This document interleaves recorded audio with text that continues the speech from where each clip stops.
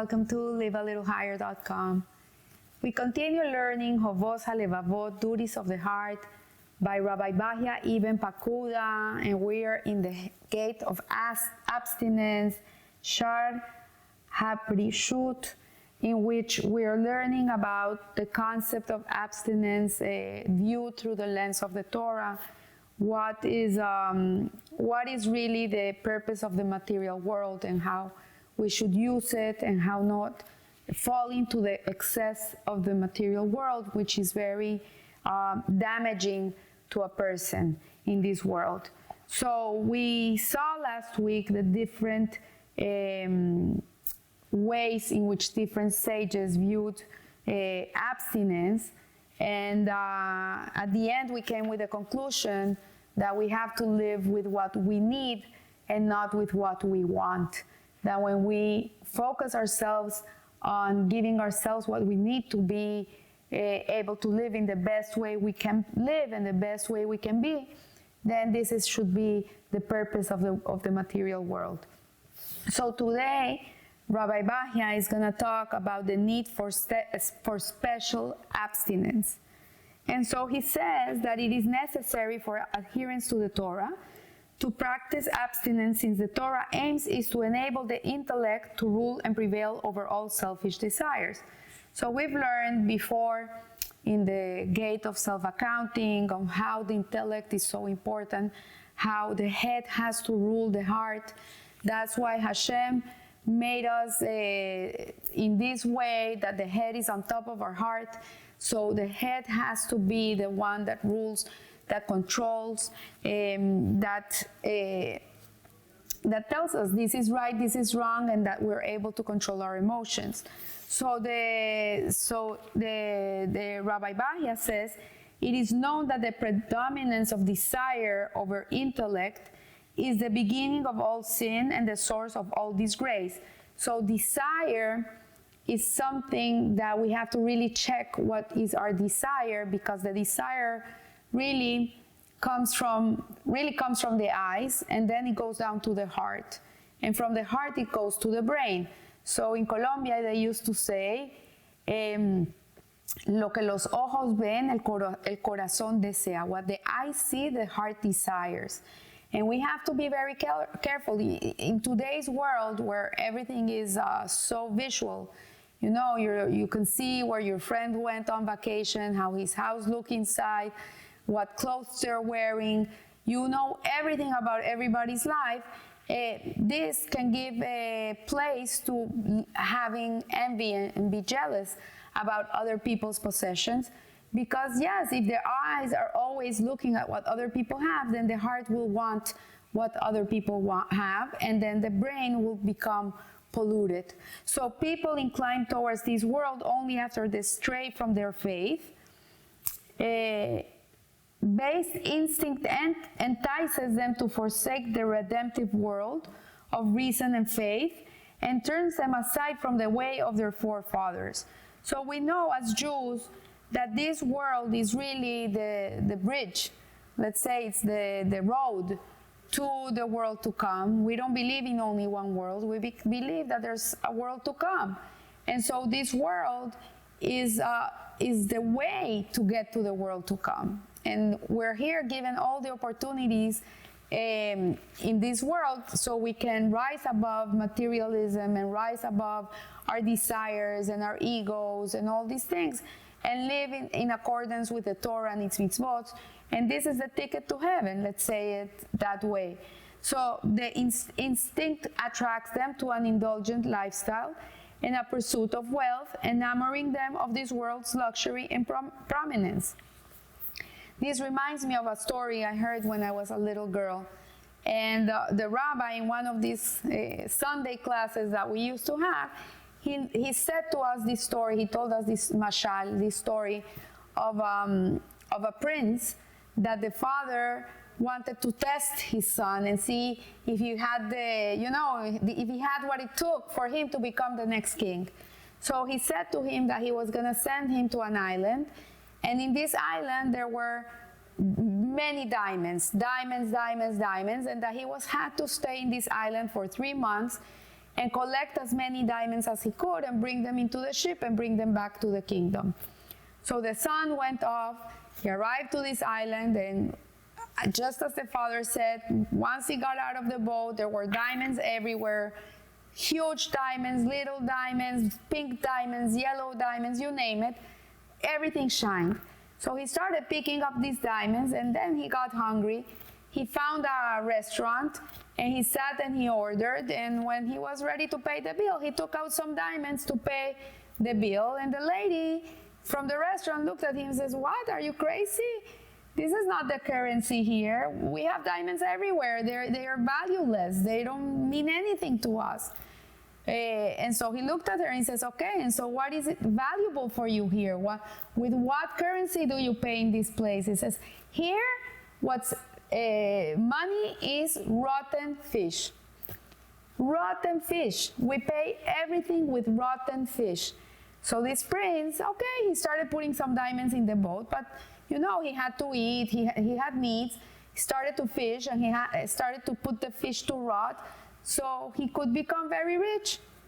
And by 1 month, he forgot about the diamonds. He was consumed acquiring rotten fish. He filled the boat with rotten fish.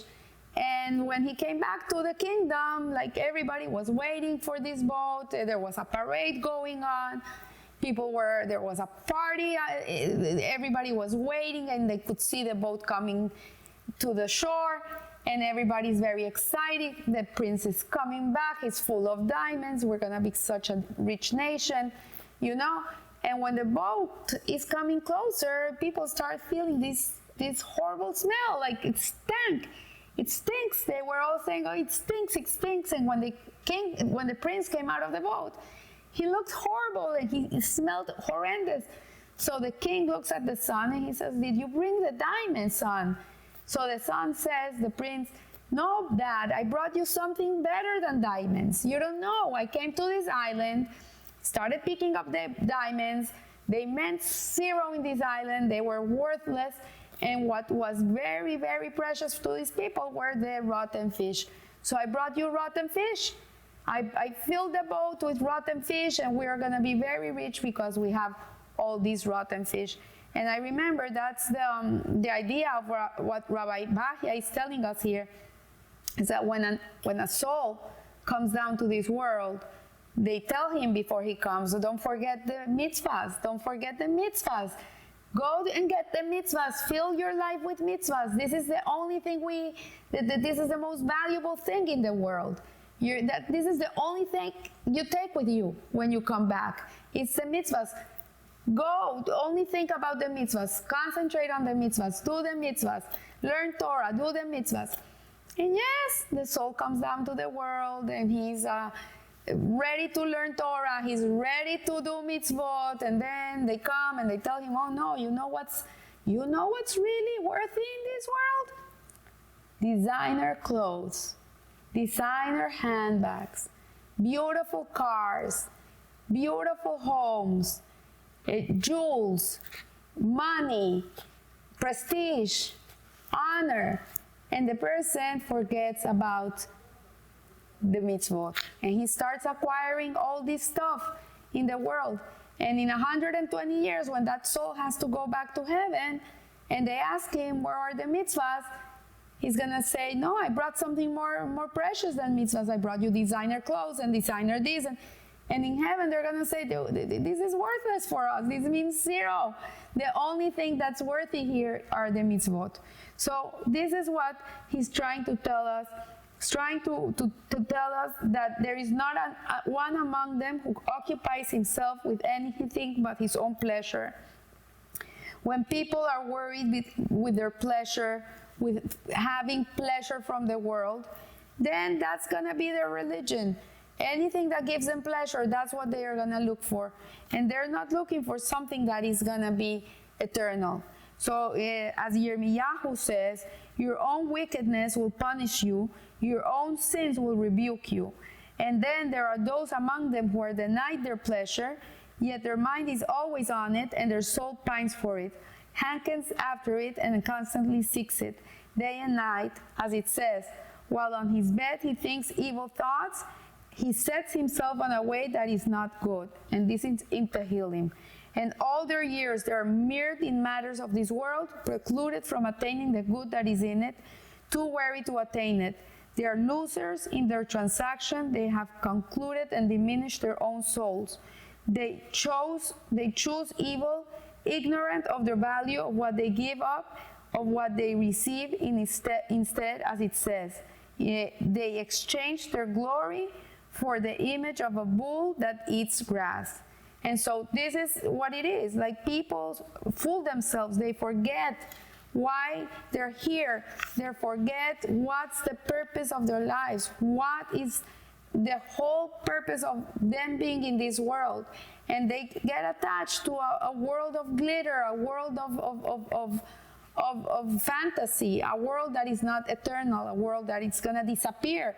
The day this person passes away from this world, all these things that he had are meaningless. Not only meaningless, for their children, it's going to be zero. I have a friend that her father or one of her parents used to collect stamps. Very, very big collection of stamps, very expensive stamps, and he had all this collection, and one day this guy passes away, and the kids, what do? They throw them in the garbage. Imagine.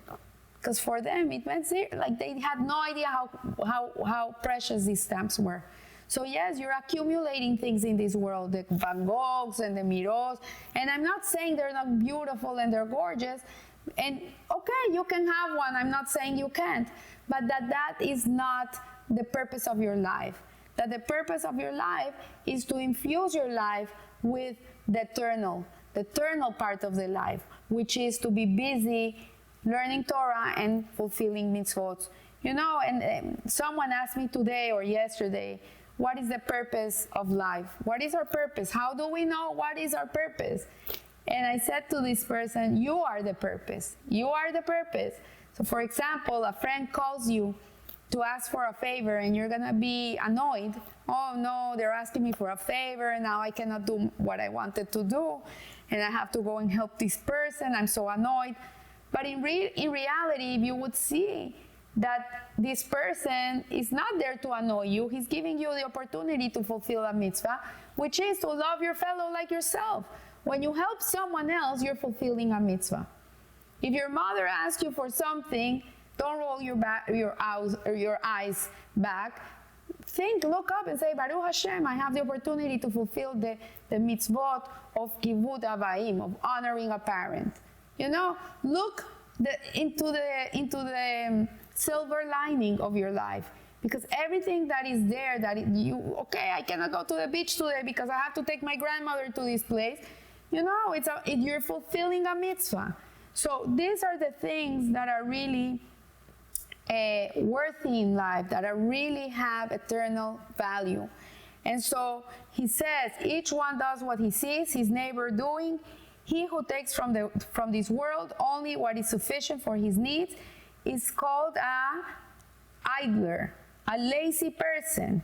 Like, if you see a person that is not killing himself to work, people would call him, oh, he's such a lazy person. And he who neglects to increase his holdings is considered derelict, not intelligent, negligent is the word. So yes, you know, not everybody wants billions of dollars. Not everybody is looking for that. I was looking at this guy that he's telling people in the Instagram, he's saying, oh, you should not own a home. It's a bad business deal because you shouldn't have things that take money from you. You should have things that give you money. And yes, if you think in a business way, yeah, have a rented house, buy properties, rent them out, and they're gonna give you money. And then I commented it to my husband, and he says, okay, what I would ask this guy is, what is his purpose in life? Is he in this world to make money, or is he in this world to live? What's the purpose? Is it money, or is it to have a life? To have a home where you can have a wife, where you can have children, where you can come in and you say, I'm home, where can you build it up with your wife and make it beautiful and host people, and you're not being pestered by a landlord telling you, oh, you have to leave in a month, or he raised your rent, or whatever issue you have when you're renting a house, and you can have a place that it's your home. So what is moving you in this world? Is it to acquire and acquire and acquire and acquire? Or are you here to give life, to live, to give life and be life and live, enjoy your life? So these are the questions. So we have to see that in reality, we have to not forget what is the purpose of our existence.